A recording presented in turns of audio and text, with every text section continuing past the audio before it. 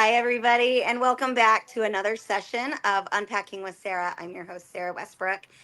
Please excuse the background noise and my background. Here comes Satan the cat that you might get to see here in a minute. We're having some technical difficulties here at the studio. So, we left off last week talking a lot about how I was going to teach you something new this week. I don't remember how I had worded it, but we're going to be talking about the mind body connection and how you identify when you're in top down or bottom up anxiety so that you can actually soothe it. We talked about this on my Unpacking Mormonism show, and we've talked about it before actually on this show, but we didn't use the same vocabulary. So this should be a little bit of review for you. So what happens when ooh, see, I'm gonna have a hard time staying in the camera. I'm holding it with my hand, you all, and I talk with my hands. So sorry if I make you seasick. Um, so anyway, the what happens, we're gonna talk a little bit about neurobiology and just our physiology and biology today. When I experience an emotion, the way that that works for me biologically is that my brain releases certain chemicals and hormones that create physiological sensations in my body. And so, if you remember, we talked about this, and I did have the sheet ready to show you again. It's the Feel Your Feelings sheet where you've got the little body, and then I named the emotion at the top, like anger. And for Sarah, anger tends to travel into my biceps, meaning that the physiological changes in Sarah's body when I feel anger is that I get tension, tightness, shakiness, mostly across my chest and in my biceps. I also tend to clench my jaw and clench my fists. Oh, Alex, you are amazing. Thank you so much, Alex. So here's that worksheet that we talked about before. This worksheet goes along with what we're talking about today. And that is when I have an emotional response to something, we talked about bottom up, meaning I get that physiology first. So I'm going to feel hot in my face. I'm going to feel that chest tightness. I'm going to feel that tension in my biceps. Um, very, very quickly without having a thought that goes with it. It's the physiology comes first. Then I start to think, or then I get an emotion, and then my brain catches up, and I'm like, oh, okay, this is what's going on. Top down is where my thoughts occur first, and I think myself into an emotional reaction. Well, what we're going to do about this is we've really got to start listening to our body signal. This is why we're talking about the mind body connection. Brene Brown talks a lot about this in her book, Atlas of the Heart. So if you haven't read that one, it is amazing. I would definitely recommend go get that book and read it because she really digs into each individual emotion. Not everyone, but I think it's like 28 or 32 emotions. And we're going to talk about emotional vocabulary and how important that is in session 4. So we're really excited about that one.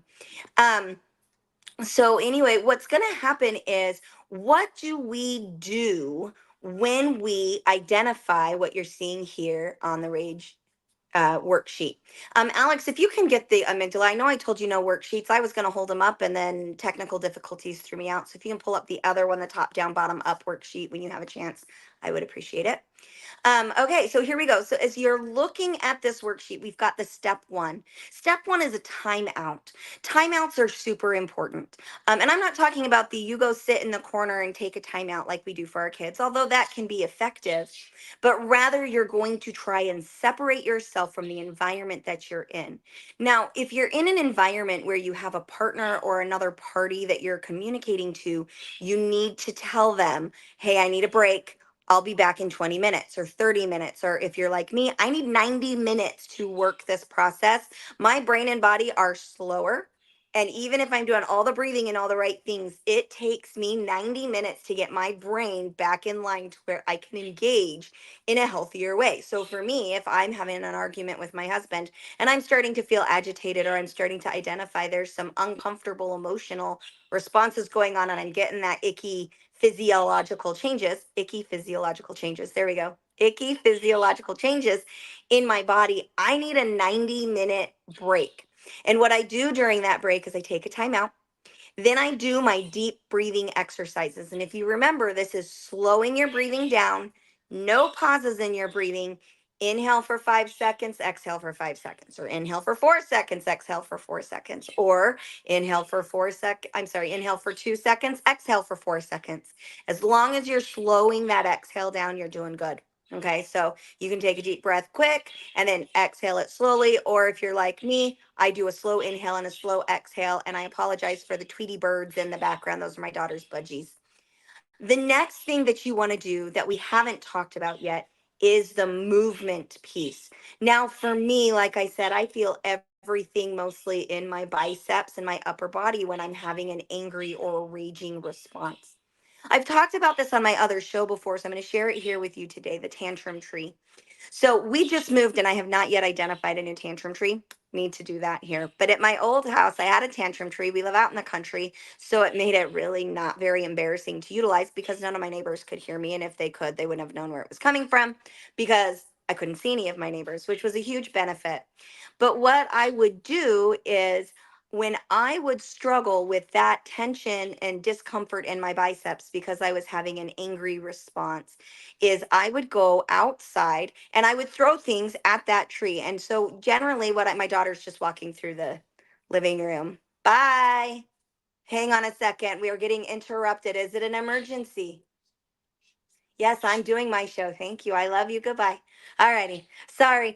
Everything is different today. Mom is not locked in the studio where she normally is, and the kids are all kicked outside right now. So I apologize for the interruption. There's no way for my kids to know where I'm at in the show right now because everything is a little bit different this morning due to technical. My internet is out because we had a nasty storm last night. So working on getting the internet back on. Anyway, so what I will do is I go to thrift stores and I buy cheap little knickknacks that have absolutely no emotional or significant value to anybody in the home because I need to hear shattering glass. That is my go-to. If I can shatter glass, I will calm down very, very quickly.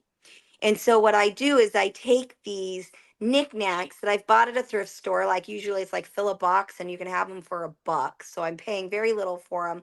And I will go outside to my tantrum tree when I am raging and I will throw these knickknacks at the tree or I'll throw them into the air and hit them with the bat and enjoy that shattering glass feeling.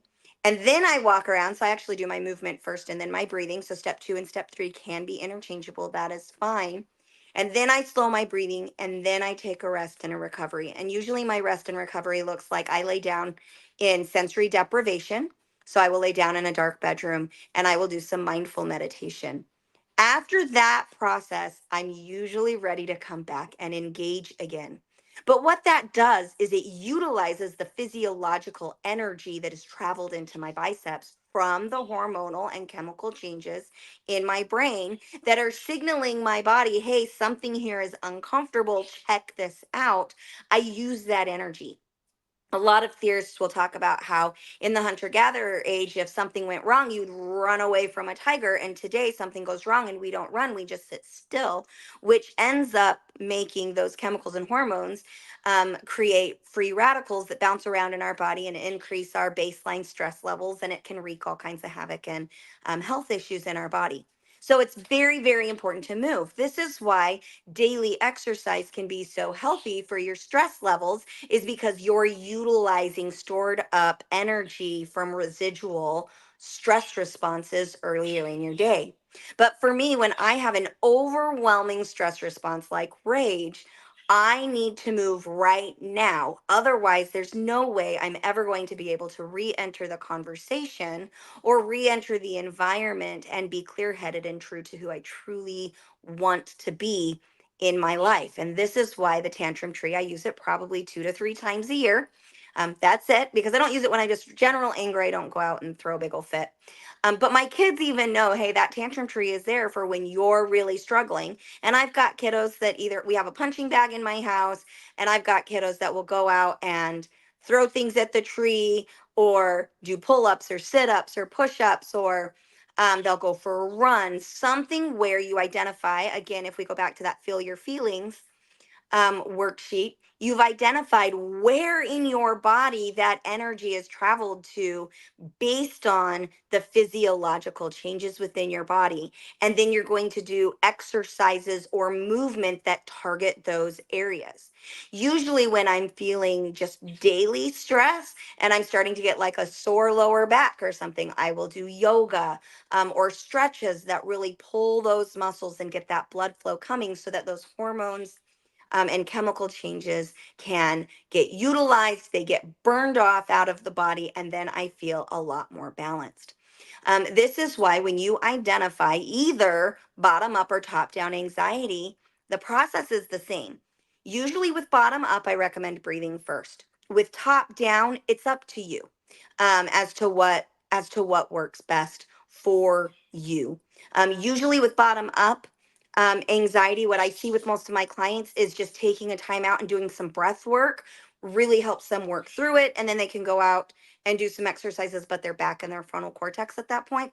Whereas with top down anxiety, sometimes when we're doing the movement or the breathing, we can't shut off that ticker tape that's going on in our brain. And so we kind of get stuck in this loop of nothing's ever getting better. And that's why go ahead and try these out. But movement and breath work followed by some rest and recovery is absolutely vital to managing uncomfortable emotions. Please note I'm saying uncomfortable rather than positive or negative, good or bad, because our uncomfortable emotions are the ones that are going to trigger that amygdala, whereas our comfortable emotions usually keep us in our frontal cortex.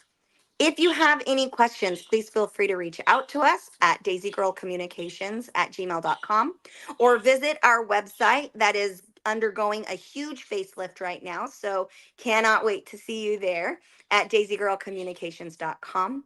If you or somebody that you know are struggling or are in a mental health crisis, please call or text 988 domestic violence. I don't remember those phone numbers. They are going across the bottom of our screen here in a moment. Alex, if you can run those, there we go. The domestic violence hotline is 799-SAFE. So 1-800-799-SAFE. The child abuse hotline is 1-800, the number for a child. And of course, the suicide hotline, choose to stay alive. We want you to live. Dial or text 988. I've used that number before. It has saved my life, and I'm very grateful for my colleagues that work those hotlines. Again, the domestic violence hotline is 1-800-799-SAFE. The child abuse hotline is 1-800, the number for a child. And the mental health crisis so that you can choose life is 988. Thanks so much, and we will see you next time. If you'd like to donate to our show and help us provide our employees with a livable income, we would love that. You can do so by Venmo at Daisy Girl Communications. Thanks, everybody. We'll see you next week. Bye bye.